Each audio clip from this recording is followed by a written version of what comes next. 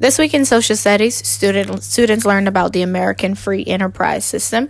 And so students learn that America is known as a free enterprise, which is, it gives you the ability to own a business and to make money from it. And so America is the land of opportunity. So a lot of immigrants came here for that opportunity to own their own businesses, to make their own money, and to be able to just have freedom to do that. And so how a business works, first thing is the goods. All businesses have a good, which is the thing or the product that is produced. So if you think about Apple, they produce iPhones, they produce Apple Watches, they produce Mac computers, amongst many other things. Those products that Apple sell are called their goods. Next, we have the consumer, which is the person who purchased the products. So we are sometimes consumers when we go to the store to buy certain products from certain companies. We are considered the consumer. It's the person who purchases the product. Next, we have the producer. That's the person who makes or supplies all the goods that we use as well. So that would be the workers in the factory of Apple. That is who would be considered the producers. They are the people who create and build these products. Then we have what's called supply and demand. And so the bigger the supply and the smaller the demand, the lower the price will be. But the smaller the supply, but the bigger the demand, the higher the price will be. And so demand is just like how bad people want it. So if you have a product and you have a bunch of them, you have a lot of them, but not many people want to purchase it, the price will be low. But if you have a product and you only have a certain amount and many people want this product, then the price will become higher.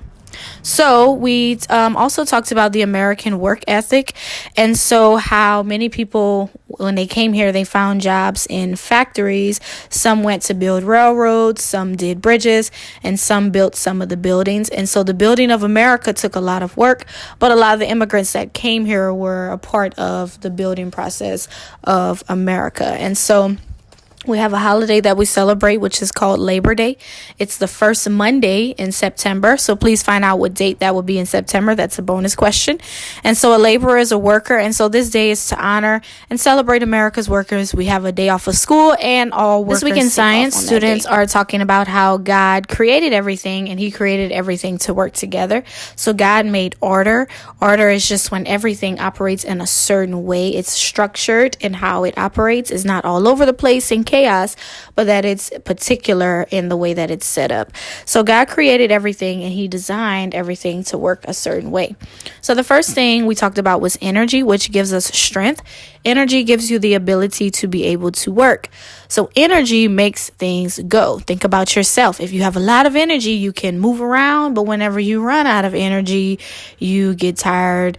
Most of the time you need to sleep, or sometimes you may need to eat or drink water because you're losing energy. So energy is important because it is what gives you the ability to work and to have strength. So energy is found in many ways. Our muscles have energy that helps us to run and play. The sun has energy. It warms the earth, and heat also has energy because it gives off fire as well. The wind is energy, moving water is energy, and sound is energy as well. So cars burn fuel, which is them using electricity for energy, and some cars burn gasoline. And so those are the different ways that energy is used. So then we talked about force and movement. And so things move because of a force. A force is a push or a pull of an object. And so you can make things move in different ways, like you can pull things to move. And then gravity, we are able to stay down. The earth pulls everything back down because of gravity. We can't see it, but we know that it's there because if we throw something up, it comes right back down. And so gravity is what holds everything down. If we had no gravity, everything would float.